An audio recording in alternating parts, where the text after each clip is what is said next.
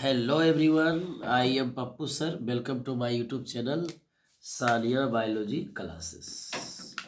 आप सभी का आप सभी को हम बताने वाले हैं जिसको कहते हैं जल प्रदूषण से संबंधित घटनाएं।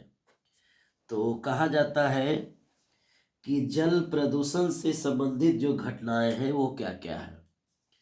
जल प्रदूषण से संबंधित घटनाएं, जल प्रदूषण से संबंधित है ना, क्या घटनाएं होती है से संबंधित घटनाएं। जिस तरह वायु प्रदूषण संबंधित घटनाएं पढ़े थे उस तरह से जल प्रदूषण संबंधित घटनाएं हम लोग पढ़ेंगे। इसको कहा जाता है कि फेनोमिनोन रिलेटेड टू, अंग्रेजी में इसको कहते हैं रिलेटेड टू वाटर पोल्यूशन। इसको कहा जाता है वाटर पोल्यूशन। तो जल प्रदूषण से संबंधित यानी जल प्रदूषण के कारण क्या क्या घटनाएं होती है उन सभी चीज़ों पर फोकस करेंगे। ठीक है, चलिए तो सबसे पहले आ जाते हैं जिसका नाम है BOD। क्या होगा? BOD, जिसको कहते हैं हम लोग biochemical oxygen demand. Biochemical oxygen demand इसको जो है कि कहा जाता है BOD। ओके, इसको हिंदी में बोलते हैं जैव रासायनिक ऑक्सीजन मांग। इसको बोलते हैं जैव रासायनिक ऑक्सीजन मांग, इसको कहा जाता है।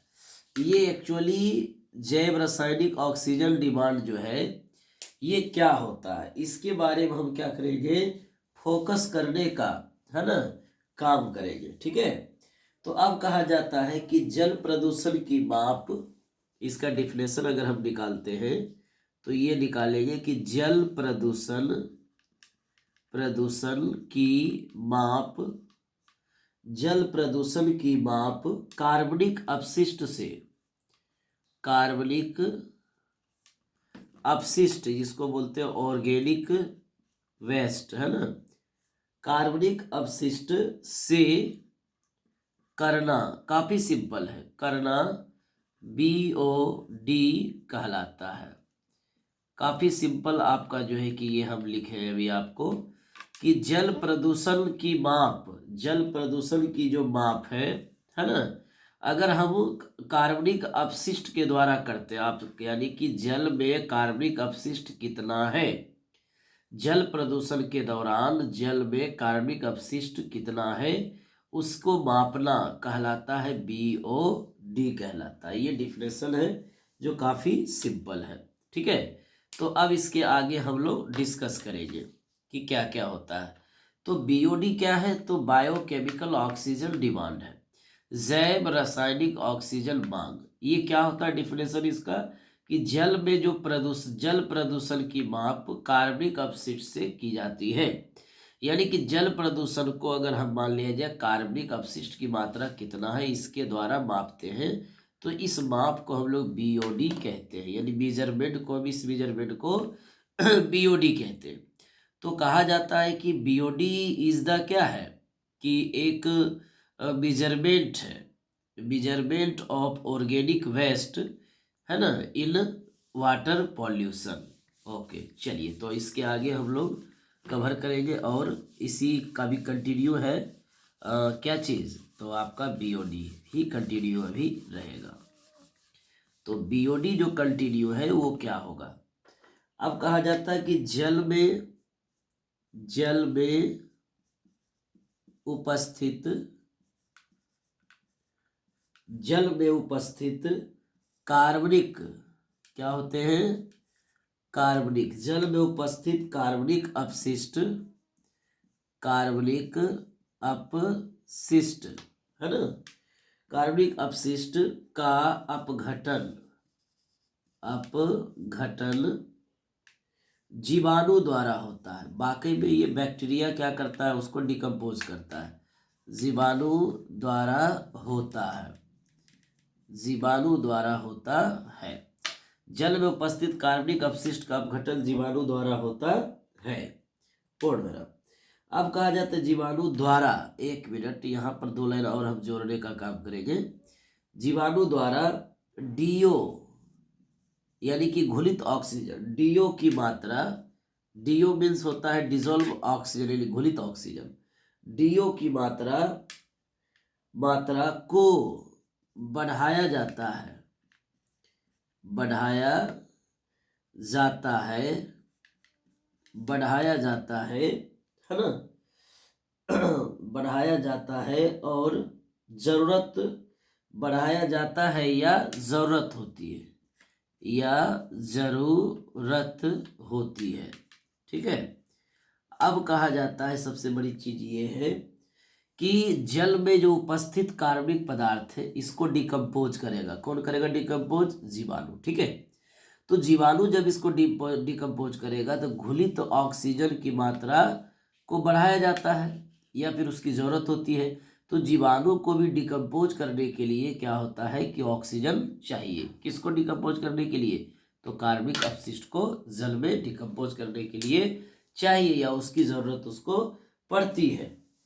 अब कहा जाता है कि बीओडी, एक लाइन में अगर बोला जाए, बीओडी बराबर वाटर पोल्यूटेड, जल प्रदूषण, यानी बीओडी बराबर अगर कोई कहा जाए तो क्या है आपका? जल प्रदूषण। अब कहा जाता है कि जितना आपका बीओडी क्या करेगा? बढ़ेगा।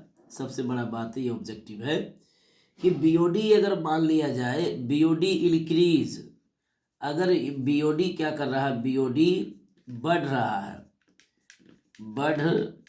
है तो क्या होगा कि ऑक्सीजन जल में घटेगा। क्या होगा? घटेगा। यदि अगर मान लिया जाए बीओडी बढ़ेगा कहाँ पर? वाटर में, तो ऑक्सीजन क्या होगा? वाटर में घटेगा। ये आपका इंपॉर्टेंट लाइन, इसको ध्यान से कवर करने का काम करना है, ठीक है। ओके, अब हम लोग देखते हैं जिसका नाम हो जाएगा कि बीओडी का जो सूचक है वो कौन है। बीओडी का जो सूचक है, इंडिकेटर, वो कौन है? डफलिया, एक प्लांट है जिसको हम लोग क्या बोलते हैं? डफलिया बोलते हैं। तो डफलिया नामक पौधा क्या करता है? बीओडी का सूचक है। ये आपको याद करके रखना है बढ़िया से। ओके, अब कहते हैं कि कुछ टॉपिक है जो हम लोग ये देखेंगे कि अगर मान लिया जाए नदी में बहित मल के बहने से क्या प्रभाव होता है। अगर कोई भी नदी है, रिवर है आपके आसपास और उसमें बहित मल यानी कि कह सकते हैं कि सीवेज है ना, जो घरों से, ऑफिस से, टाउन से या तो फिर नगर पालिका से, ये सब से जो निकलता है, अगर वो सभी क्या करेगा कि वाटर में डिस्चार्ज हो जाएगा या वाटर में अगर मान लिया जाए प्रवाहित कर दिया जाएगा उसको, तो उस नदी पर क्या प्रभाव पड़ेगा उसको एक ग्राफ के द्वारा समझाया जाएगा, ठीक है। ओके,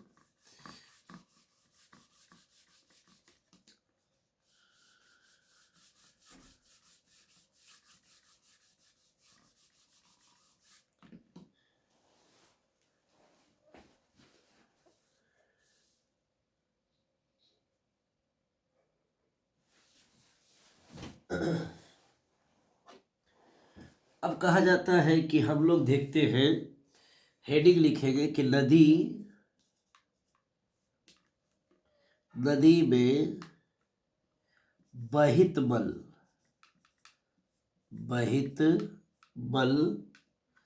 के बहने, नदी में बहित मल के बहने से प्रभाव, क्या प्रभाव पड़ता है?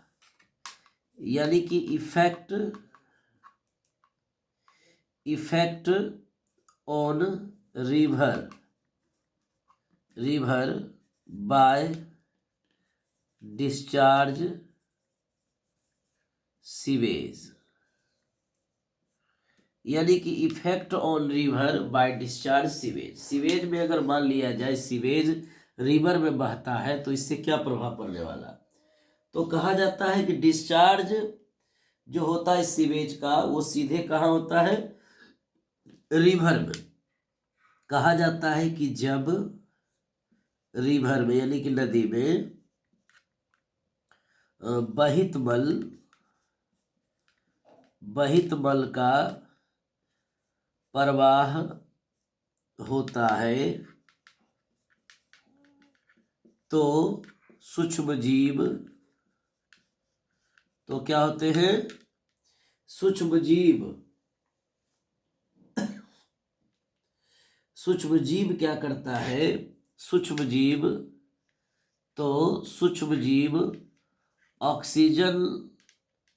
ऑक्सीजन के उपलब्धता में क्या करता है कि जैव लवणीकरणीय यानी कह सकते हैं कार्बनिक पदार्थ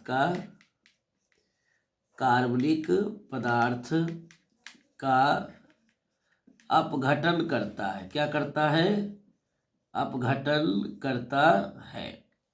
फिर से इसको देखेंगे कि जब रिवर में बहित मल का प्रभाव होता है या हम बहित मल को डिस्चार्ज कर देते हैं रिवर में, तो सूक्ष्मजीव O2 के उपलब्धता में यानी सूक्ष्मजीव को O2 चाहिए, ऑक्सीजन इसको चाहिए, तो ये ऑक्सीजन को अवशोषित करके क्या करता है? कार्बनिक पदार्थ का अपघटन करता है। यानी शॉर्टकट में बोला जाए तो कार्बनिक पदार्थ का अपघटन करने के लिए सूक्ष्मजीव को ऑक्सीजन चाहिए, ए लॉट ऑफ ऑक्सीजन इसको चाहिए, नहीं तो आपका जो अपघटन की क्रियाएं हैं वो रुक जाएगी। चलिए, तो अब कहा जाता है कि अब यहां पर देखिएगा, अब कहा जाता है जब ऐसा होते रहता है तो क्या करता है कि ऑक्सीजन क्या करता है कि घुल जाता है। जब ऐसा होता है तो क्या होता है कि ऑक्सीजन जल में घुलने से क्या होता है?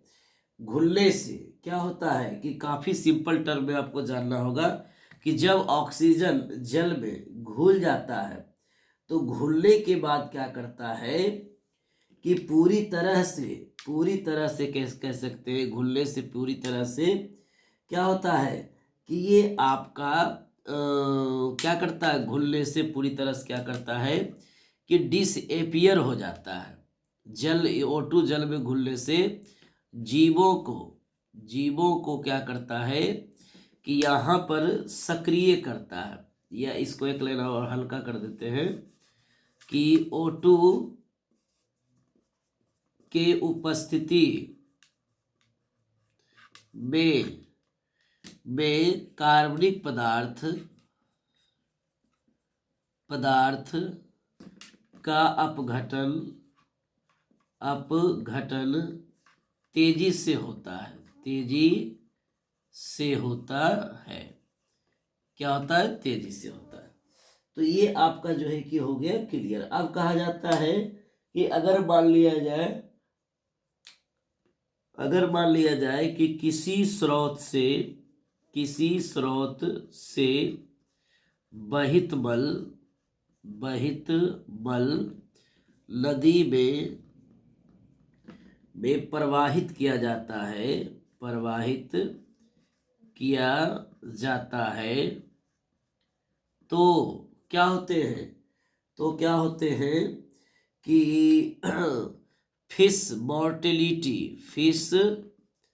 मोर्टेलिटी एवं क्या होता है कि जलीय जंतु है ना प्रभावित होते हैं। तो इस चीज को आपको जानने का क्या करना है? काम करना है कि फिश मोर्टेलिटी यानी मछली का मृत्यु दर यानी मछली की मृत्यु दर बढ़ जाती है और जलीय जंतु भी इससे प्रभावित होते हैं जो मछली के अलावा है।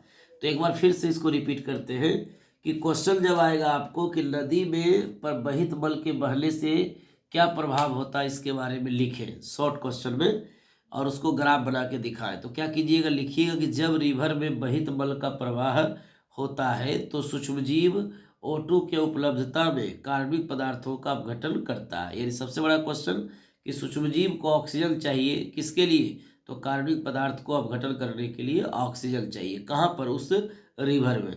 अब कहा जाता है ऑक्सीजन की उपस्थिति में कार्बनिक पदार्थ का अपघटन तेजी से होता है। सही जवाब है। किसी स्रोत से बहित मल नदी में प्रवाहित किया जाता है तो फिश मॉर्टेलिटी या फिर जलीय जंतु प्रभावित होने लगते हैं। तो इन सभी चीज़ों को आप कॉपी डाउन बढ़िया से करें और कहीं कुछ छोड़े नहीं। एक एक लाइन को कवर करने का क्या करेंगे आप? काम करेंगे। ठीक है, ओके। चलिए बढ़िया से कवर करने का काम करें।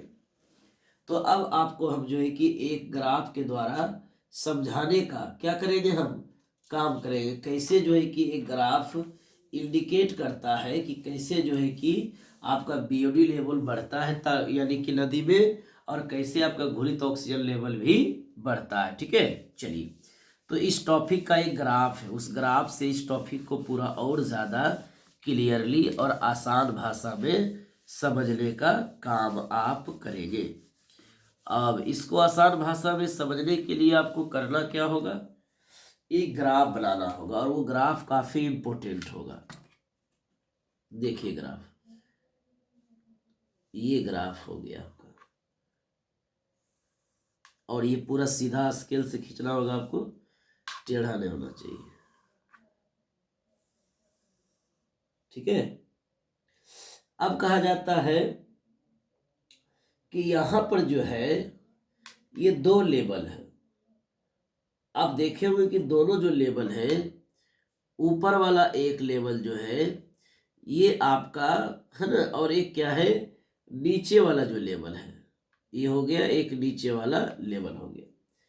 तो ऊपर वाला जो नीचे वाला जो लेवल है वो इस तरह से आता है, और ऐसे करके आ करके ऐसे करके हो जाता है। अब देखिएगा कि ये वाला जो लेवल है ये क्या करता है, ये इस तरह से आता है और आ करके ये ऐसे चला जाता है। ये ऐसे करके क्या करता है, चला जाता है। तो नीचे वाला जो लेयर है ये बीओडी को दिखाता है, और ऊपर वाला को डीओ दिखाता है, यानी कि कह सकते हैं कि ऑक्सीजन की सांद्रता को दर्शाने का काम करता है। ठीक है। तो यहाँ पर जो पॉइंट है, यहाँ पर हम लिखेंगे कंसंट्रेशन। कंसंट्रेशन इसको जो है कि लिखा जाएगा। ठीक है, ये हो गया कंसंट्रेशन हो गया।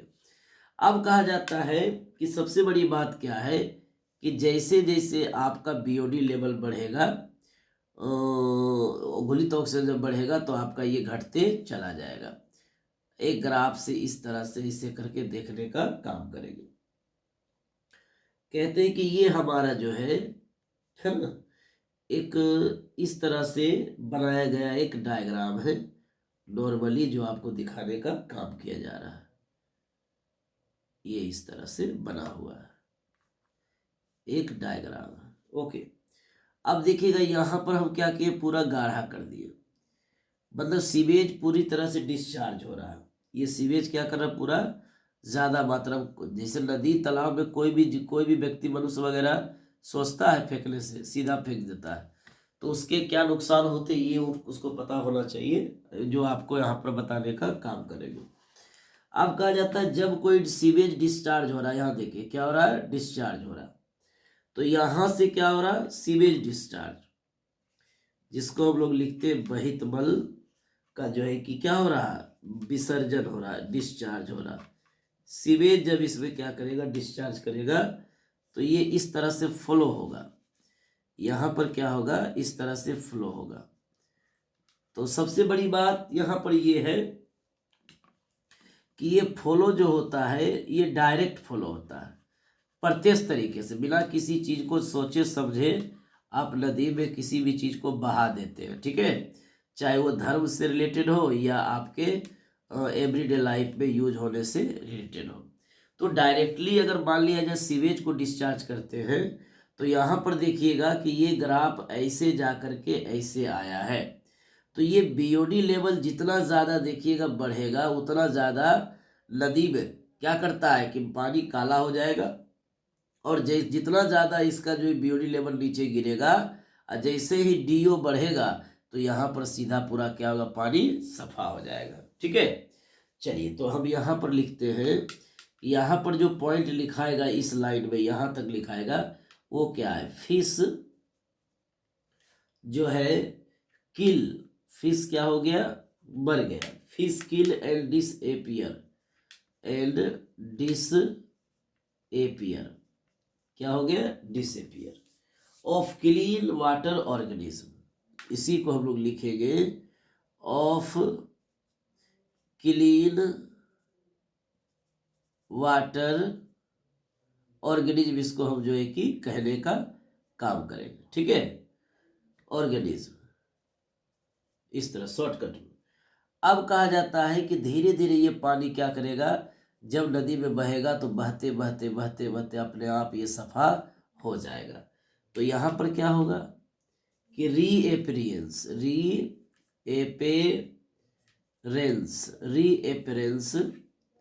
है ऑफ क्लीन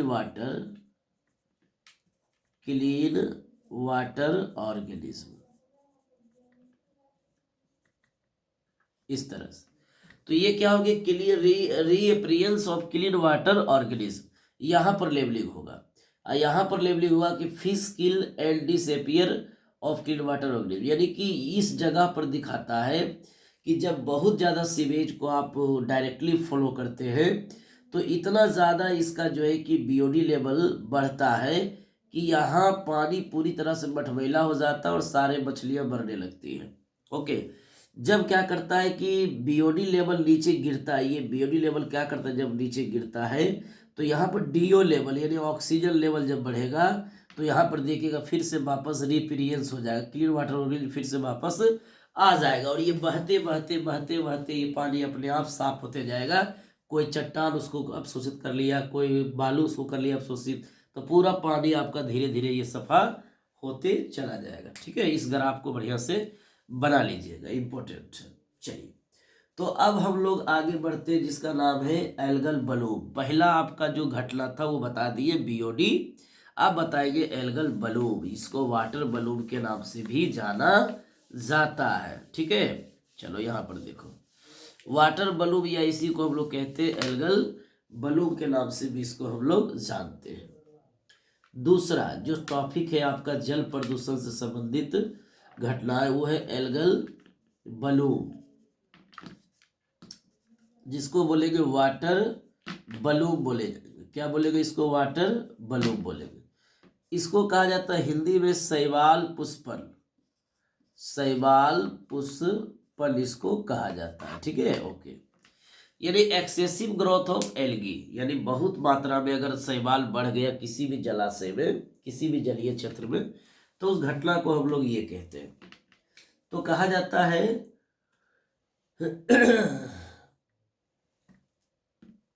कहा जाता है कि अतिरिक्त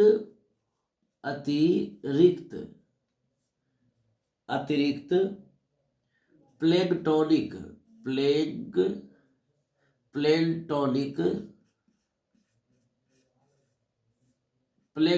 शैवाल, अतिरिक्त प्लेंटोनिक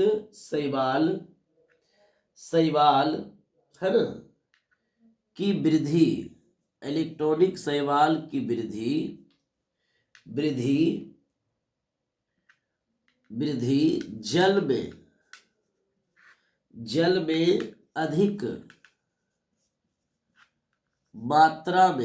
जल में अधिक मात्रा में पोषक तत्व के होने से होता है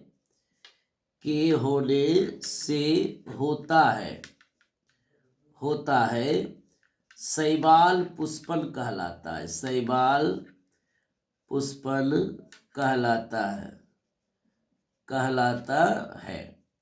तो कहा जाता अतिरिक्त प्लैंक्टोनिक शैवाल, अतिरिक्त प्लैंक्टोनिक जो पानी में तैरता है उसको कहा जाता है शैवाल को प्लैंक्टोनिक शैवाल। अतिरिक्त प्लैंक्टोनिक शैवाल की वृद्धि जल में अधिक मात्रा में पोषक तत्व के होने से होता है, शैवाल पुष्पन कहलाता है। ये परिभाषा सिंपल हो गया। अब कहा जाता है कि इससे क्या प्रभाव पड़ सकता है, इससे क्या प्रभाव पड़ेगा अगर ये प्रदूषण, अगर मान लीजिए एल्गल बलूम हुआ तो इससे क्या प्रभाव पड़ेगा? तो कहा जाता है इससे प्रभाव दो चीज है। एक क्या है कि जल क्या करेगा, जल खराब हो जाएगा। क्या होगा? जल खराब हो जाता है। इसको अंग्रेजी में बोलते हैं डिटियोराइजेशन, डिटीरियोरेशन ऑफ वाटर क्वालिटी, यानी कि जल के गुणवत्ता पूरी तरह से बर्बाद हो जाता है। दूसरा है फिश मोर्टालिटी। क्या होगा? फिश मोर्टेलिटी, यानी कि जिसको हम लोग कहते हैं मत्स्य मृत्यु दर, यानी मत्स्य का मृत्यु दर इतना तेज हो जाएगा। किसके वजह से? एल्गल बलूम के वजह से। ठीक है, चलिए तो आज के वीडियो में इतना ही बच्चों, थैंक यू। और आप नेक्स्ट वीडियो में आप देखेंगे जल प्रदूषण संबंधित तीसरा घटना, जिसको सीओडी कहेंगे, यूट्रोफिकेशन कहेंगे। ये सब चीज़ों को डिस्कस करेंगे। कंटिन्यू रहिए, आप लगे रहिए। इस चैनल को शेयर और लाइक और जो है कि सब्सक्राइब करने का काम करें। Thank you.